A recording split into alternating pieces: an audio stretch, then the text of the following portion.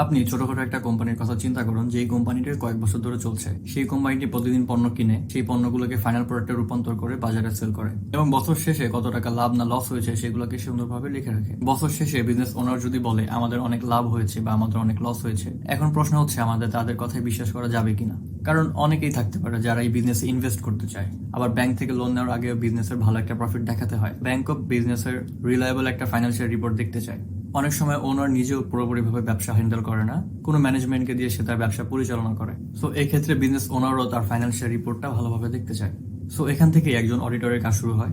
একজন অডিটর একজন কেয়ারফুল গেস্টের মতো আসেন। সে শুধু কথা শোনে না, সে প্রত্যেকটা ট্রানজেকশন খুঁটিয়ে খুঁটিয়ে দেখে, সব রেকর্ডস, সব বিল, সব ট্রানজেকশনস সে সবগুলোকে চেক করে। একজন অডিটর শুধু ভুল ধরার জন্য কাজ করে না, সে আসলে স্টেপ বাই স্টেপ চেক করে দেখে যা লেখা হয়েছে তা আসলে ম্যাচ করে কিনা। And after checking everything, the auditor gives an opinion. এই অপিনিয়নের মাধ্যমে সে জানায় যে ফাইন্যান্সিয়াল রিপোর্টটা তৈরি করা হয়েছিল তা আসলে রিলায়েবল বা অনেস্ট কিনা। অপরভাবে বলতে গেলে সে অপিনিয়নের মাধ্যমে জানায় এই ফাইন্যান্সিয়াল রিপোর্টের যারা ব্যবহারকারী আছে, ইনভেস্টর্স, ব্যাংক, বিজনেস ওনার এবং আদার্স যারা যারা আছে, তারা এই ফাইন্যান্সিয়াল রিপোর্টের উপরে ভরসা করতে পারবে কিনা। আর যদি ফাইন্যান্সিয়াল রিপোর্টের কোনো সমস্যা থাকে, সেগুলো যদি ঠিকঠাকভাবে ম্যাচ না করে, তাহলে অডিটর অপিনিয়নের মাধ্যমে জানিয়ে দেয় there are some issues in the business.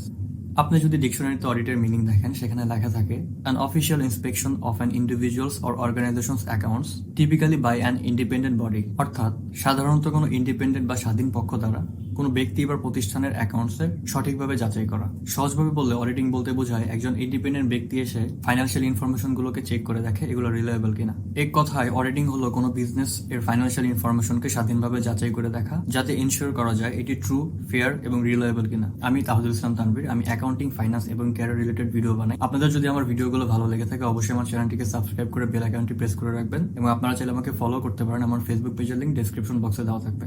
এই ভিডিওটিতে আমি আলোচনা করব অডিট কি, অডিটের প্রকারভেদ এবং অডিট কেন গুরুত্বপূর্ণ। আশা করি অডিট কি এটা আপনাদের বোঝাতে সক্ষম হয়েছি। এখন আমরা অডিটের প্রকারভেদ সম্পর্কে জানবো।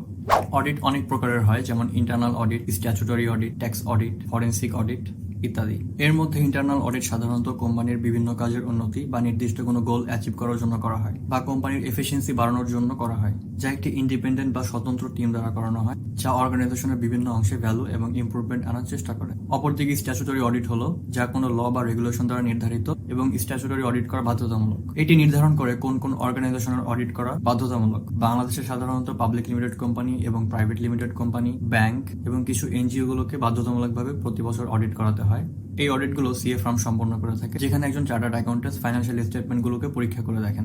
স্ট্যাচুটরি অডিটের মূল উদ্দেশ্য হলো যে ফাইন্যান্সিয়াল স্টেটমেন্টটা প্রস্তুত করা হয়েছে তা সঠিক এবং রিলায়েবল কিনা এবং ল অনুযায়ী প্রস্তুত করা হয়েছে কিনা তা নিশ্চিত করা। এটি শেয়ার হোল্ডার্স, ইনভেস্টর্স, গভর্নমেন্ট এবং অন্যান্য স্টেক হোল্ডার্সদের কাছে অ্যাকাউন্টেবিলিটি নিশ্চিত করে। আর ফরেনসিক অডিট এবং ট্যাক্স অডিটের মধ্যে ফরেনসিক অডিট হলো এখানে কোনো অর্গানাইজেশনের ফাইন্যান্সিয়াল রেকর্ড তদন্ত করা হয়, মূলত ফ্রড, করাপশন বা ফাইন্যান্সিয়াল কোনো ক্রাইম হয়েছে কিনা তা খুঁজে বের করার জন্য। অন্যদিকে ট্যাক্স অডিট কিছু ব্যক্তি বা বিজনেসের উপর করা হয়, যেখানে ট্যাক্স অথরিটি নিশ্চিত হতে চায় যে তারা সঠিকভাবে ট্যাক্স রিটার্ন ফাইল করেছে কিনা এবং তারা যে অ্যামাউন্টের ট্যাক্স পে করেছে তা সঠিক হয়েছে কিনা। সাধারণত ট্যাক্স অথরিটির সন্দেহ হলে তারা ট্যাক্স অডিট করে থাকে নির্দিষ্ট কোনো ব্যক্তি বা বিজনেসের উপরে। এছাড়াও আরো অনেক ধরনের অডিট রয়েছে। অডিটের প্রকারভেদ নিয়ে বলতে গেলে আলাদা একটা ভিডিও দরকার।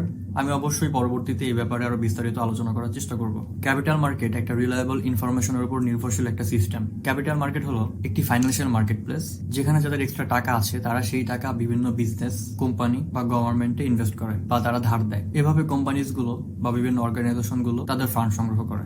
আর একটু সহজ করে বললে, ক্যাপিটাল মার্কেটের মধ্যে government, corporations, investors, share holders এই সবগুলো নিয়ে একটা ক্যাপিটাল মার্কেট গঠিত হয়। এরা সবাই ফাইন্যান্সিয়াল ডিসিশন নেয় অর্গানাইজেশনের উপর ভিত্তি করে যে তারা এখানে ইনভেস্ট করবে কিনা বা তারা টাকা দিবে কিনা। অবশ্যই ইনভেস্টরসরা বা অন্যান্য পার্টিরা টাকা ইনভেস্ট করার আগে যেখানে তারা টাকা ইনভেস্ট করছে সেই অর্গানাইজেশনের ব্যাপারে একটা রিলায়েবল ফাইন্যান্সিয়াল স্টেটমেন্টের উপর নির্ভর করে তারা ডিসিশন নেয় তারা সেখানে ইনভেস্ট করবে কি করবে না।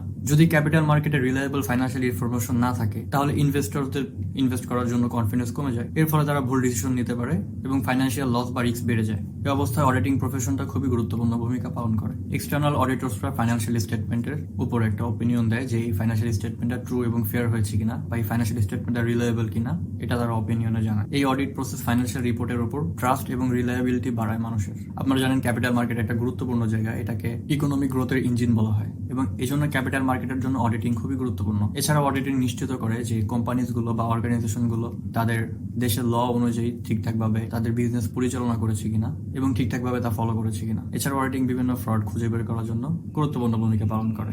আজকে এই পর্যন্ত, আসসালামু আলাইকুম।